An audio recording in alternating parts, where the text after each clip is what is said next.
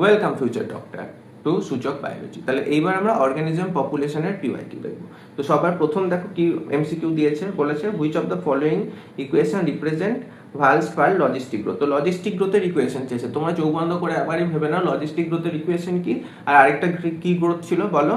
হ্যাঁ, আরেকটা ছিল হচ্ছে এক্সপোনেনশিয়াল গ্রোথ। ওটার ইকুয়েশন কি কি আছে?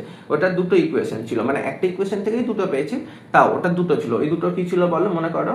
হ্যাঁ, যদি বলতে পারো খুব ভালো। তাহলে প্রথমে এই এমসিকিউটা দেখা যাক, লজিস্টিক গ্রোথের ইকুয়েশন কি হবে। অবভিয়াসলি বলো কোনটা হবে। এখানে আমরা দেখতে পাচ্ছি ডিএরটা হবে dN by dt equal to r N K minus N by K. এইবার প্রশ্ন হচ্ছে, তোমরা জানো আমি কিভাবে এমসিকিউ করে। এবার এইটা যেহেতু 2025-এ এসছে, এবার আর কি কি প্রশ্ন আসতে পারে এই রিলেটেড। তো সবার প্রথমেই আসতে পারে কোনটা কি ডিনোট করছে। তো দেখো এখানে খুব সুন্দরভাবে লেখা রয়েছে, যেটা এন বড় এন সেটা হচ্ছে পপুলেশন সাইজটাকে ডিনোট করছে, তোমরা জানো। আর যেটা ওটা হচ্ছে ইন্টেন্সিভ গ্রোথ রেটটাকে ডিনোট করছে। এবার আর কে আমরা কি বলি, বি মাইনাস ডি। এবার বি মাইনাস ডিটা কি, বিটা হচ্ছে বার্থ রেট আর ডিটা মানে হচ্ছে ডেথ রেট। হ্যাঁ, ওটা ইকুয়াল টু আর ছিল, আর আরটাকে কি বললাম, ইন্টেন্সিভ গ্রোথ রেট। তারপরে কেটা কি, ক্যারিং ক্যাপাসিটি। ক্যারিং ক্যাপাসিটি মানে কি, কোনো একটা নেচারের ম্যাক্সিমাম যে পরিমাণে পপুলেশনকে ওরা হচ্ছে জায়গা দিতে পারবে, খাবার দিতে পারবে, তার থেকে বেশি পপুলেশন হলে খাবার অল্প হয়ে যাবে, জায়গা অল্প হয়ে যাবে, অর্থাৎ তার থেকে বেশি পপুলেশন হতে পারবে না, তারা মরে যাবে। তো অর্থাৎ ওই পপুলেশনটাই ম্যাক্সিমাম, তো ওইটাকে বলা হয় ক্যারিং ক্যাপাসিটি। অর্থাৎ একটা নেচার যে পরিমাণ ম্যাক্সিমাম পপুলেশন ধরে রাখতে পারে সেটাই হচ্ছে ক্যারিং ক্যাপাসিটি। আর ডিএন বাই ডিডিটা কি, সেটা হচ্ছে যেটা চেঞ্জ হচ্ছে পপুলেশনে টাইমের সাপেক্ষে। হ্যাঁ, তো এইটা হয়ে গেল। তাহলে প্রথম এমসিকিউ কি দেখলাম, ভালস বাই লজিস্টিক গ্রোথের হচ্ছে ইকুয়েশন কি। এবার তাহলে দ্বিতীয় এমসিকিউ কি আসতে পারে এই রিলেটেড, এখানে কোনটা কি ডিনোট করছে, আর কি, কে কি, এন কি। আরেকটা কি প্রশ্ন আসতে পারে, এবার লজিস্টিক গ্রোথ যদি হয় তার আরেকটা গ্রোথ কি হবে বলো, এক্সপোনেনশিয়াল গ্রোথ। এবার এক্সপোনেনশিয়াল গ্রোথের কি কি ইকুয়েশন ছিল বলো, দুটো ইকুয়েশন ছিল। একটা ছিল হচ্ছে dn by dt equal to r n, মনে পড়ছে? এক্সপোনেনশিয়াল গ্রোথের dn by dt equal to r n ছিল। আরেকটা কি ছিল বলো, এই যে এখানে দেখো dn by dt equal to rn, এটা একটা এক্সপোনেনশিয়াল গ্রোথের ইকুয়েশন।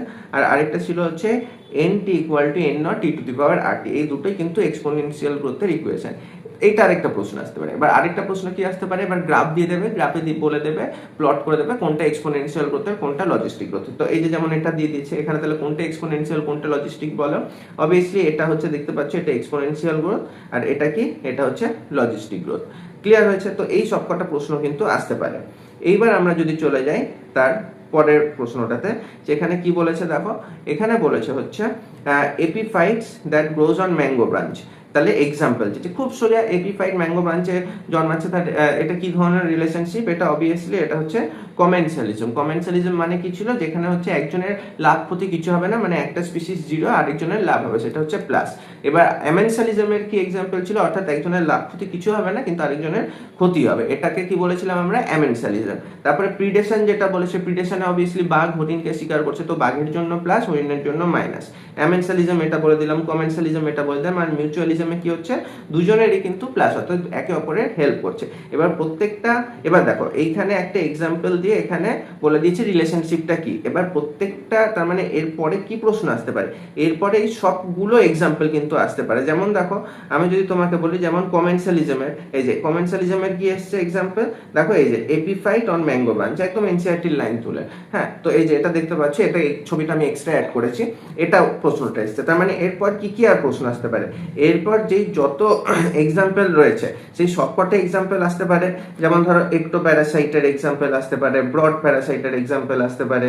হ্যাঁ, তারপরে এই যে এখানে যেমন নাম দিয়ে বলে দিয়েছে কোপেপড, কুসকুটা, এই সবগুলো আসতে পারে। তারপর অর্থাৎ প্রত্যেকটা রিলেশনশিপের মধ্যে যে এক্সাম্পল গুলো রয়েছে, হ্যাঁ, যেমন এই যে এখানে তিনটে থিওরি আমরা দেখেছিলাম ক্লাসে, গজের দেখেছিলাম, তারপর আরেকটা দেখেছিলাম হচ্ছে ম্যাকার্থারের, আর আরেকটা দেখেছিলাম হচ্ছে কনিক্স এলিগেন্ট ফিল্ড থিওরি। তো এগুলোর এক্সাম্পল দিয়ে আসতে পারে। অর্থাৎ এই যে রিলেশনশিপ গুলো রয়েছে, এই প্রত্যেকটা মিউচুয়ালিজম, কম্পিটিশন, প্রিডেশন, প্যারাসাইট, কমেন্সালিজম আর অ্যামেনসালিজম, এই প্রত্যেকটার কিন্তু এক্সাম্পল এখানে যা যা রয়েছে সেগুলো আসতে পারে। এই ভেতরে পড়লে তোমরা কিন্তু লাইন বাই লাইন পড়লে বুঝতে পারবে, এখন আর বলছি না আলাদাভাবে, কারণ অনেক এক্সাম্পল রয়েছে।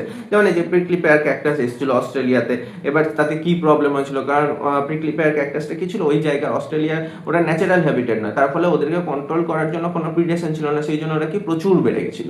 এবার তাহলে ওদেরকে কন্ট্রোল করার জন্য কি আনা হয়েছিল, বায়োলজিক্যাল প্রিডেশন, সেটা হচ্ছে এক ধরনের মদকে আনা হয়েছিল, যাদের এইগুলো রয়েছে, এইগুলো কিন্তু ওটাকে খেয়ে নিচ্ছিল।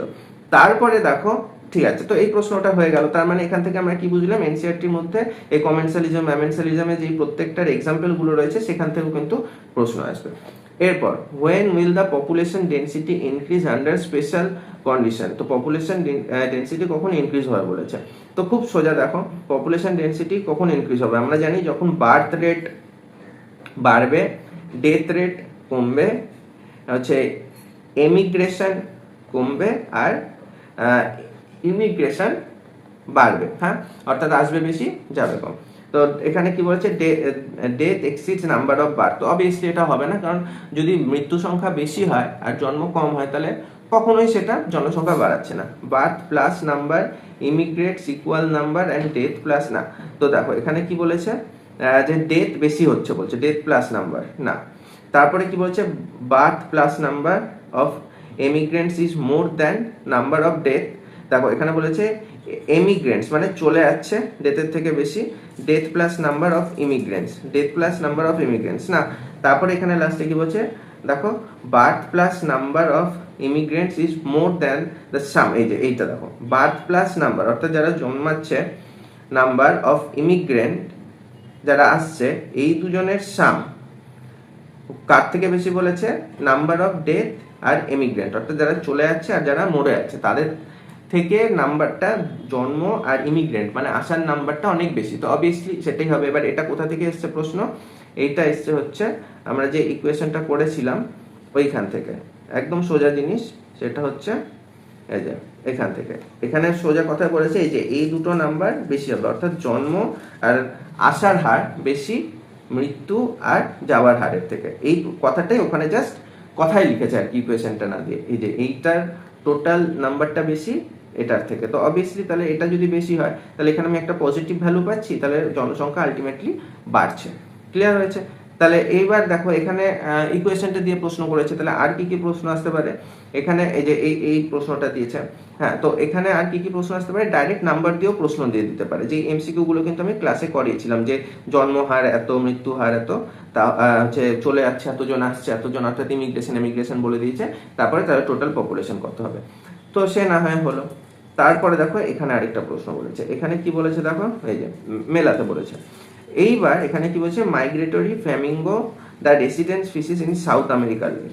এবার এইগুলো কিন্তু প্রত্যেকটা এনসিইআরটির ভেতরকার লাইন। হ্যাঁ, Abingdon tortoise became extinct after introduce goat in there. এবার এগুলো এক একটা কিসের জন্য হয়েছে সেগুলো কিন্তু এনসিইআরটির প্রত্যেকটা লাইন থেকে প্রশ্ন করেছে। হ্যাঁ, তো এবার দেখো এখানে কি কি বলেছে। তো প্রথমে দেখি আমরা মাইগ্রেটরি ফ্ল্যামিঙ্গোর কথা বলেছে। তো ফ্ল্যামিঙ্গো কি, ফ্ল্যামিঙ্গো যদি আসে অন্য জায়গা থেকে তাহলে ওখানকার যে ফিশগুলো রয়েছে, ধরো ফ্ল্যামিঙ্গো কোন একটা হচ্ছে পুকুর বা বড় দিঘির পাশে গেল, এবার ফ্ল্যামিঙ্গো হচ্ছে ছোট মাছ খাবে বা যেগুলো জু প্ল্যাঙ্কটন রয়েছে, ফাইটোপ্ল্যাঙ্কটন, ওগুলো খাবে, যেগুলো হচ্ছে ওখানকার মাছগুলোও খায়।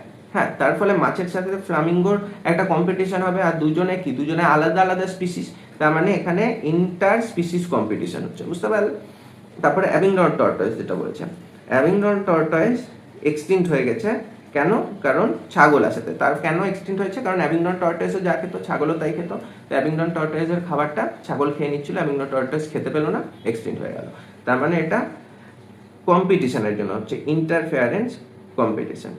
হ্যাঁ, তারপরে বলেছে হচ্ছে Chthamalus expand is distribution range in absence of Balanus. তো ব্যালানাসকে যখন আমি সরিয়ে দিয়েছি, তার মানে কি ব্যালানাস আগে ওর সাথে কম্পিটিশন করতো, কিন্তু ব্যালানাস সরিয়ে দেওয়ার ফলে ও এই ক্যাথামেলাস যেটা রয়েছে কম্পিটিশনটা আর থাকলো না, ফলে ও অনেক বেশি জায়গা জুড়ে বসবাস করতে শুরু করলো। তো এটা কেন হলো, কারণ কম্পিটিশনটাকে আমি সরিয়ে দিলাম।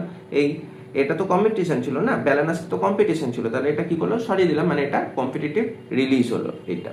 তারপরে বলেছে 5 ক্লোজলি রিলেটেড স্পিসিস হচ্ছে warblers feeding in different location of same tree. এটা কি হচ্ছে, এটা হচ্ছে কেন, কারণ দেখো 3টা ক্লোজলি রিলেটেড স্পিসিস, তো এদের মধ্যে কম্পিটিশন হওয়ার কথা, কিন্তু হচ্ছে না। কি হচ্ছে, এরা ডিফারেন্ট লোকেশনে থাকছে সেম ট্রিতেই। তার মানে এটা কি হচ্ছে, যে রিসোর্সটা রয়েছে ওটা হচ্ছে ভাগ করে নিয়েছে, তো পার্টিশনিং করে নিয়েছে, তাহলে এটা কি হবে, রিসোর্স পার্টিশনিং।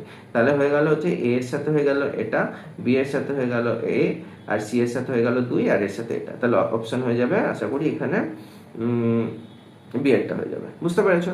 এবার বলেছে এই এক্সাম্পলগুলো কই, যারা এনসিআরটি পড়েছো সবাই জানো যে এগুলো প্রত্যেকটা কিন্তু এনসিআরটির লাইন থেকেই এক্সাম্পল।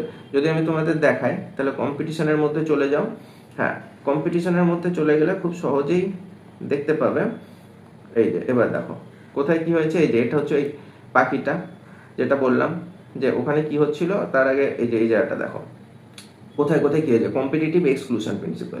হ্যাঁ, এটা কোথায় হয়েছে, যেটা বললাম যে ওই ক্যাথালেমাস কোথায় হলো। হ্যাঁ, এই যে competitive exclusion, competitive release, expand, এই যে কনিসেলিগেন, এই যে বার্নাকেল যেটা বললাম, ব্যালানাস সরিয়ে দেওয়ার ফলে যেটা হয়েছে যে ক্যাথামেলাস যেটা রয়েছে ওটা অনেকটা বেড়ে গেল। এটা একটা প্রশ্ন এসেছিল। তারপরে আর কি এসেছিল, রিসোর্স পার্টিশন যেটা ছিল, রিসোর্স পার্টিশন এই যে ম্যাকআর্থার যেটা করেছিল ওয়ারবেলসের, এই যে 5 ক্লোজলি রিলেটেড স্পিসিস, দেখো একদম এনসিআরটির লাইন। তারপরে আর কি বলেছে, এই যে এটা হচ্ছে অ্যাবিংডন টর্টয়েস। তারপর আরেকটা যেটা এক্সাম্পল এসেছিল এই ফ্লামিঙ্গোর এক্সাম্পলটা, এই যে ফ্লামিঙ্গো।